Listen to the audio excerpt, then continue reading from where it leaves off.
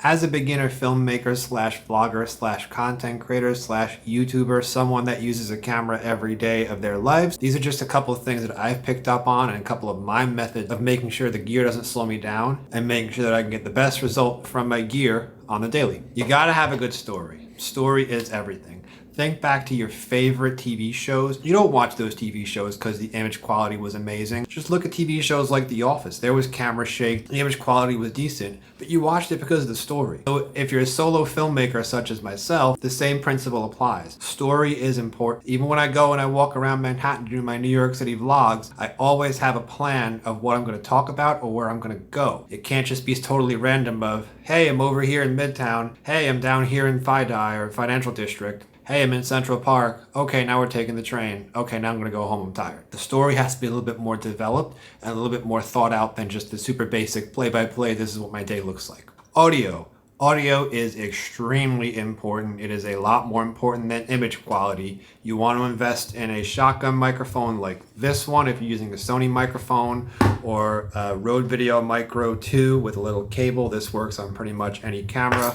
I've got my original Sony ZV-1 right here with the Sony shotgun microphone, no cables. And I've got the ZV-1 Mark II with this little wind muffler right here. Audio, very, very, very important. At the minimum, you're going to want to at least have something that covers up the wind noise. Especially if you're out filming outdoors, you can't control the elements, you can't control the wind. You want to at least have a wind muffler of some sort like this that you either glued onto the camera, or on the Sony ZV cameras, it just slides on right there. There's the hot shoe. You just slide it over. Boom, there you go. You want to make sure you at least have that, and you want your audio to sound pretty good. The audio on this camera, which is the ZV-1 Mark II and the ZV-E1 full frame camera, the internal microphones on these cameras are pretty much the same microphone. It is passable as long as you're not in a super loud environment. My opinion, the audio on the ZV-1 first generation is not usable. It sounds very tinny, and the only good thing that this camera has going for it is it does come with a much nicer looking wind muffler here, so you don't get that wind noise, and the audio can sound okay, but I would always say definitely invest in some sort of a shotgun microphone. That way you can just slide it onto the camera and you have good clear audio and you don't have to worry about that pesky wind noise. So this next one might be a bit controversial. I'm sure I'll get some pushback. My recommendation, if you're a new content creator and you don't want the gear to slow you down, do not use ND filters. What is an ND filter? An ND filter is a neutral density filter, and it almost is like sunglasses for your lens. So before we talk about why people like to use ND filters on their cameras, we do have to discuss something called the exposure triangle. Now, the first one that I knew about is aperture. Aperture is how wide the lens opens and is how much light the lens lets in. Also, the wider the aperture, the wider the lens is, the more of a blurry background you get. You can see my background's pretty blurred out. So the wider that lens goes as far as aperture is concerned, the lens will do better in low light while also giving a nice blurry background. You can see my background is pretty blurry. I'm shooting on the 20mm f1.8 Sony lens, the G lens that they make, and I'm wide open. I'm all the way down to f1.8. So let's start to turn the aperture up or stop it down. So we're gonna go from f1.8 all the way up to f5.6, all the way up to f11, and let's go all the way up to f22. Everything's in focus, nothing is blurred out. Entire 10 feet behind me is in focus. So shooting on f22, which is actually really a stop down aperture, the lens is not letting in any light at all really. This is really useful on a sunny day, or if you're out in super bright sunlight and super bright conditions, because then you won't have to make some other adjustments to your camera, which could alter the quality of your video that you may not want. So let's go ahead and open this all the way back up to f4. I think you start getting a blurry background around f2.8, and let's go back to f1.8 right now. So that's aperture. So a lot of people like to shoot wide open all the time. That way you can get that nice super blurry background, and I get it. It does look very cinematic. It does look very creamy. It really takes your video quality from here to here as far as your image. Now, if you're in an environment that has very low light, maybe you're inside like I am right now, then you're going to have to raise your ISO. I'm not sure how ISO works, but I've heard it be called artificial light. Let's go ahead and raise the ISO. Now, we do have to close off the lens, because otherwise, see, look what happens if we raise the ISO. We get way overexposed. We're stopping down the lens. Continue to raise the ISO, stopping down the lens. Now we're at ISO 102,400. Sony ZV-1 has the same sensor as the A7S III and the FX3. this sensor just goes bananas of the ISO range. It goes all the way to 409,000. So right now we're at 102,000 ISO and we're at f22. So this is to simulate if we're in a very, very, very low light environment. Now here you could even see as well, I turned off my 2 studio lights. If we start to open up the aperture, f6.3, we don't have to be at such a high ISO. The higher the ISO is, the more grain you're going to get in that image, which it's not going to look as great as if you're at a lower ISO. Third part of that aperture triangle is going to be shutter speed. I didn't really fully understand shutter speed at first. I understood shutter speed from a photography perspective, but from a videography perspective, I just recently started to understand it. So right now we're at 1/60th shutter speed, the amount of times the shutter is opening and closing. Now, if we lower the shutter speed, you're going to be able to see a lot more motion blur. We're at 1/15th, 1/13th. Now look at that motion blur. We got to stop our lens down. So see how blurry my hand is if I start to move things around? This is a very low shutter speed. We're at 1/30, it actually looks pretty smooth. This looks pretty real to life because you get a little bit of that motion blur, but it doesn't look like the image is trailing. The higher our shutter speed goes, the more open wide our lens needs to be. Now we're at 1/8000th of a shutter speed, 1/8000th of a second. It does not look very natural the way my hand moves. It's almost too smooth if I move my hands around, if I'm moving something back and forth. It looks a little bit, I can't describe it. It just doesn't look 100% natural. This is kind of crazy. As our shutter speed gets lower back down to 1/1000, now we're going to have to stop our lens down in order to, we're gonna have to close down our aperture in order to actually maintain not an overexposed image, right? So if we want to be down, let's say all the way down at 1/60th, that's what everyone seems to like using. So now we're at 1/60th, but we have to be at f7.1. f7.1, we don't get that blurry background. But now what happens if we want to go down to f4? Now it's all the way, look, we're starting to get overexposed. Well, we start to crank our shutter speed up to 1/200, now we're good. What if we want to go down to f2.8? Now we got to take our shutter speed up even higher. What if we want to go all the way wide open at f1.8? Now we're at 1/500 shutter speed, 1/640. So that shutter speed does start to look a little bit weird, and you do have to start to crank that shutter speed all the way up if you want to shoot wide open to get that super blurry background. But now if there's movement, or if there's like a lot of movement, it's not going to look as pleasing because you're not going to get that motion blur. I mean, look, my hand, you can see every single individual frame almost. It just looks a little bit weird. People like to use ND filters, which again, this is sunglasses for your lens, because they don't have to crank their shutter speed super high all the way up into oblivion to maintain that super blurry background. What do? If it's super sunny out, I go to f4, or I even go to f11. I've even gone all the way up to f22 if it's super sunny out. You don't need that super blurry background in every single shot that you have. If you're outside and there's a lot going on behind you, maybe you want to see what's going on behind you. You don't always need that super blurry background, and it is of my opinion that getting that super blurry background and having to screw on the ND filter or screw off the ND filter, it's just going to slow you down, and you're going to have to take a lot more time playing with your shutter speed, playing with your ISO, playing with this, playing with that. My opinion, set your camera in auto and let the camera do the work. Now what I do instead of using ND filters is I put the Sony cameras in aperture priority. That way I can control how much light and how much of a blurry background I want in my image, but I let the camera automatically choose the shutter speed and the ISO.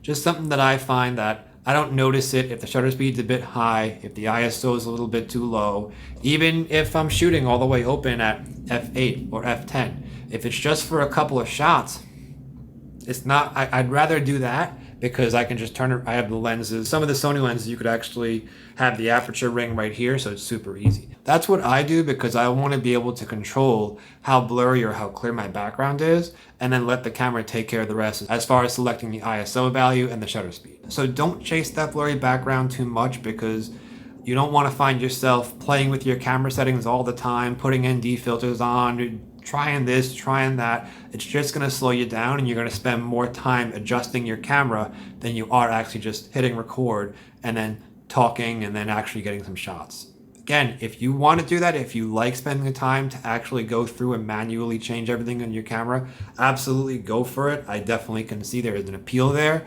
but this is more aimed at the beginner filmmaker, the beginner vlogger, the beginner YouTuber that just wants to push record in their camera and go. Blurry backgrounds, you want it, great. Don't overuse it though. Depends on where you are. Stay away from ND filters, just my opinion. Now, another thing that I do use, but I don't keep them on my camera all the time, would be lens caps. I do use something similar to lens caps, so don't be mistaken. I don't just throw my camera in and out of my bag with no lens cap on, because these lenses, these full frame lenses from Sony, are very expensive. I do put the lens cap on when I'm maybe traveling into Manhattan, but then I take it off and I just leave it in my bag, and I just throw this lens in and out of my bag. I don't have an ND filter on here, but what I do have is this clear filter. I think these are $15, $16, $10 on Amazon. I would not throw the camera with no lens cap in my bag like this, because now I don't want the actual lens to get scratched. But if I take this UV filter, I think they call it, just like a clear UV filter. If this gets scratched, I'm scratching a $15 UV filter, not a $1,200 16 to 35 f4 Sony lens.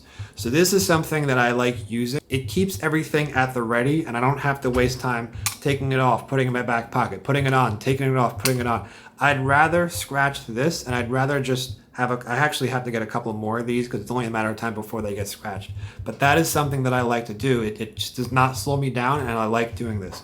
Another thing that I do is, I don't have them on right now because I don't need them.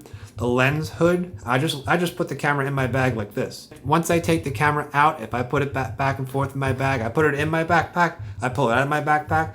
I don't play with the lens hood. I don't put the lens cap back on. The only time I put the lens cap back on is when I'm done filming and I'm heading home and I'm ready to get my footage off my camera and onto my laptop. Think of them as like a screen protector for your phone. You can scratch the screen protector, not your actual screen of your phone. Same thing, link in the description, Amazon affiliate, of course. Buy them if you want them. I find that I like them. Now, when my camera is in my bag, I leave everything in it attached, ready to go. Meaning I leave the shotgun microphone on, plugged in, ready to go. I leave the lens cap off. I leave the lens hood on in the right direction. That way I don't have to take it out. Now, the Sony ZV-E1 has this neat trick where if you're recording and then you stop recording and close the screen, it turns off automatically. And when you open that screen, it just turns on automatically. So that's one less thing that you'd have to do. You don't have to switch it from on to off to on to off. Similar to the Sony ZV-1, the Sony ZV-1 just ends up turning on and turning off when you open and close the screen. You don't have to turn it on and off. This one takes a little while to turn off. When I'm pulling my camera out of my bag, I don't have a lens cap to remove. I don't have a lens hood to futz with. I don't have a microphone to attach or a wind muffler to attach. This is one of the microphones that I use. Leave the wind muffler on all the time. I leave it slid on all the time. I had the wrist strap on, and I usually have the camera in the on position. That way I open the screen, the camera's ready to go. I should also mention that I always shoot in 1080p, 60 frames per second. I don't think 4K is worth it. I think 99% of the time, 1080p, that HD footage is fine, and the 60 frames per second actually allows me to slow my footage down pretty much whenever I want. Now I'm gonna simulate how I actually pull my camera out of my bag and how I hold it, that way it's always at the ready. Keep it in my bag, it's just a basic Oscar backpack. I open it, go ahead and I just very slowly pull it out. There we go. No lens cap, lens hood on the right way. The ECM B10, it is all set, everything's correct. We're all good, we're ready to go. Close up my backpack, put my backpack on. Now, I always put the wrist strap, I always have a wrist strap connected to this camera just in case I drop it, I don't actually break the screen or break something else. And there we go, now I'm ready to go. I keep this switch to on, I open it up, there we go.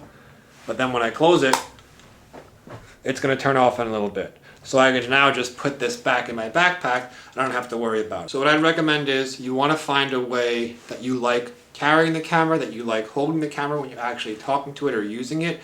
And you want to find a good way of where you're going to put it when you need two hands. I typically walk around the city. I hold this in my hand. Sometimes I hold it like a little cup of coffee. I just hold it down like this. Depends. Sometimes I hold it like this by the grip. There's not a great grip on this camera. A lot of times I end up just holding it like this, like a cup of coffee. And that way, again, if I drop it, it's good. I leave it around my palm. I don't leave it around my wrist. I just find it's easier for me to tighten it around here. And then I could also loosen it very easy if I want to switch hands or if I want to put it away real fast. Now, I do not use tripods. I just prefer to talk to the camera like that. I hold it about right here. I don't need to hold it all the way in my face. I also don't need to hold it all the way out there because this is a 20mm lens. This is what I like. This is the most comfortable for me. And if I get a little bit tired with my one hand, I can just go ahead and hold it with my other hand, and there we go.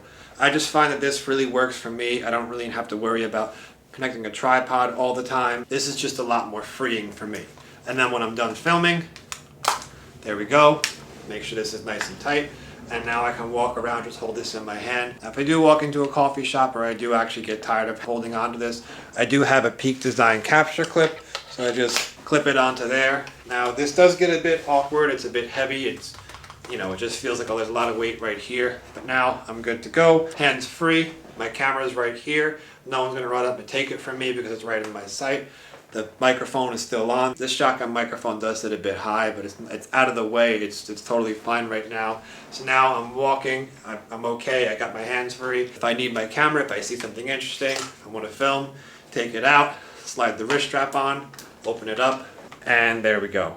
We are ready to film. Talk to myself. Pretty much talking to myself. I could talk to myself, make believe like I have a whole bunch of friends because this is going on YouTube after all. And then if I want to film something else, I can just find a post, or I can just act like I'm a photographer, just hitting the record button. So that's how I like to film. That's how I like to carry my camera. If I'm not going to be using my camera for probably 5 or 10 minutes, I will put it back in my bag. Now if I take this shotgun microphone off, look at how much more sleek and slim. You can really just throw this camera into any bag, pull it out, no problem. That's something I was concerned with before I got this microphone. However, I really like the sound coming out of the microphone, and as I said, audio is super important. So what I end up doing when I put it in my backpack, I actually put it in like that. That way the microphone is up. And this is the shorter one, so it's not going to get caught on anything. It's not going to snag anything coming out. I just don't throw it in and grab it out of my bag and yank it out. I place it in my bag, goes all the way to the bottom. It sits like this. It's pretty much the lens is pointing one way, and it's just sitting in the bottom of my bag like that. And then when I pull it up, I usually pull it up from the lens and just nice and easy, take it out, make sure I don't damage that microphone. Now I do have this Ulanzi plate right here. It's compatible with the F38 system and the Peak Design capture clip. So like you saw before, you could just go ahead and throw it on there. We're good to go. Now I typically always have this tripod right here. This is a Ulanzi tripod. I have an F38 plate right there. And this Ulanzi one means that I can't put it like this. I have to slide it on sideways, and it's good to go. And now if I want to prop the camera down and actually talk to it on a table, I'm okay. I typically don't vlog with the tripod, I just hold the lens. I find that this is very ergonomic, and I really like having that wrist strap. Now the wrist strap is Peak Design, it does have this quick release. I do have another one just kind of hanging out over here. There is another thing you can do if you don't want to use this wrist strap, or if you don't want to use this capture clip right here, you could just take this off, use an actual camera strap, clip it on, and now instead of using the capture clip, you could actually just go ahead and just use a standard camera strap if this is more comfortable. This is what I first started doing. This is more comfortable because the weight is lower, it doesn't like swing around as much. But the reason why I don't use this that much anymore is I found when I was vlogging, if I have the screen open like this kind of gets in the way of the image just a little bit, not that much. But I just find that this is not as comfortable as just a singular wrist strap. But it's still good because if you drop it, it's safe. Now I do typically keep the camera strap, the long camera strap, in my bag as well, because if I'm in a situation where maybe I don't want to always have my backpack with me, and I just want to be able to take my backpack off, put it over there. Now I don't have a camera, I don't have a capture clip right there, so I have no choice but to use something like this, and we're good to go. Now another pro of this setup is it allows you to use that tripod, and then when you're done with the camera, it doesn't interfere with the tripod. You don't have to worry about hogging up that capture clip on the bottom of the camera, because you could just, there you go. Really, it's up to you which method actually works. I find that I tend to like the singular wrist strap with the backpack capture clip. That's what slows me down the least, and it keeps the camera right there. Although I am a fan of a camera strap. It's nice, a little bit sleeker. The camera's not all the way up here on your person, it's all the way down here. Try it out, see what you like. I think it's always important when you're gonna be filming and have the camera with the screen like that filming. If you drop this and it tends to fall like that, that screen's going bye-bye. These cameras are expensive. Definitely either use a strap like this or a wrist strap like this. So whichever one you like, try and go out and get some good footage. So that's gonna wrap it up for this one. I hope you had fun. I hope you learned something. And I hope I inspired at least one person to go out there with their camera if they're a beginner. Start recording some great videos, start making some great short films, start telling some great stories. And don't worry too much about that ND filters or your shutter speed, or you gotta have a super blurry background, or you gotta have the super good gimbal or anything like that. Don't let the equipment slow you down. Story and audio are more important than image quality. You don't need as many accessories as you think you do. So just get out there and have fun. As always, thanks so much for watching. Talk to you soon. Have a great one. Bye.